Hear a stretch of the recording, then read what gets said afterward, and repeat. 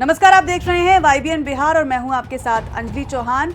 आइए नजर डालते हैं आज दिन भर की 10 बड़ी खबरों पर।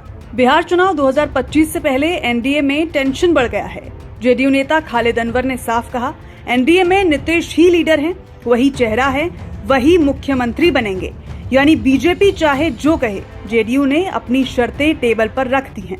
इधर आरजेडी ने तंज कसते हुए कहा, सीट बंटवारे से पहले ही एनडीए में खटपट शुरू हो गई है। पवन सिंह की एनडीए में वापसी पर सियासी हलचल तेज है। बीजेपी का मानना है कि शाहबाद और मगध इलाके में पवन का फैक्टर एनडीए को फायदा दिला सकता है। उपेंद्र कुशवाहा और पवन सिंह की सुलह हो गई है, जिससे एनडीए को जातीय समीकरण साधने में अब मदद मिलेगी।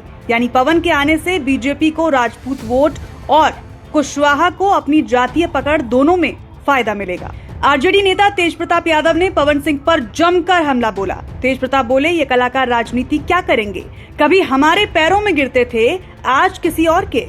तेज प्रताप के इस बयान से राजनीतिक तापमान और चढ़ गया है। अब सवाल यह है कि जनता पवन सिंह को अभिनेता मानेगी या नेता।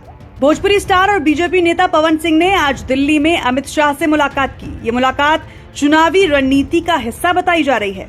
कहा जा रहा है कि शाहबाद और मगध इलाके को साधने के लिए पवन सिंह का स्टारडम बीजेपी के काम आ सकता है। अब देखना यह है कि पवन सिंह को इस बार टिकट कहां से मिलेगा, आरा, काराकाट या कोई नया मैदान। पटना में नया पोस्टर पॉलिटिक्स शुरू हो गया है। आई लव मोहम्मद पोस्टर विवाद थमा भी नहीं था कि अब आई लव लालू तेजस्वी के पोस्टर सामने आ गए हैं। आरजेडी समर्थकों ने इसे लगाया है। विपक्ष बोल रहा है ये सिर्फ ध्यान भटकाने का खेल है। यानी पटना में अब प्यार भी सियासत का हिस्सा बन चुका है। बिहार में जमुई से अजीबोगरीब खबर आई है। 12वीं की छात्रा सिंधु ने अपने टीचर प्रभाकर महतो से शादी कर ली है। प्रभाकर हाल ही में बिहार पुलिस में भर्ती हुए हैं। परिवार वाले नाराज हैं, लेकिन दोनों ने सोशल मीडिया पर वीडियो डालकर कहा, हम खुश हैं, हमें सुरक्षा चाहिए। अब गांव में चर्चा यही है कि ये प्यार है या फिर रिजल्ट का डर। चुनाव आयोग ने बिहार विधानसभा चुनाव के लिए अंतिम वोटर लिस्ट जारी कर दी है। सिर्फ पटना जिले में वोटरों की संख्या 48 लाख के पार हो गई है। नाम चेक करने और वोटर आईडी से जुड़ी जानकारी के लिए voters.eci.gov.in वेबसाइट पर जाएं। यानी अब चुनावी माहौल पूरी तरह से गर्म हो चुका है।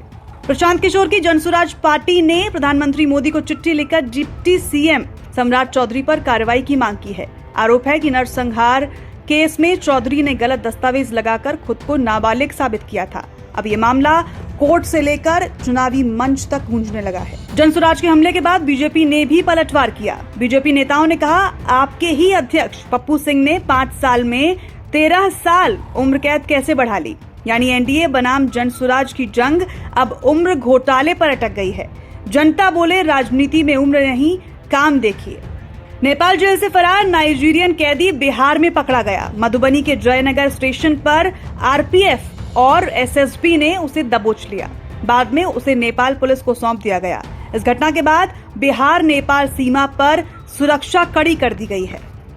तो ये थी बिहार की दिन भर की 10 बड़ी और ताजा खबरें। बाकी खबरों के लिए जुड़े रहें YBN बिहार के साथ। नमस्कार।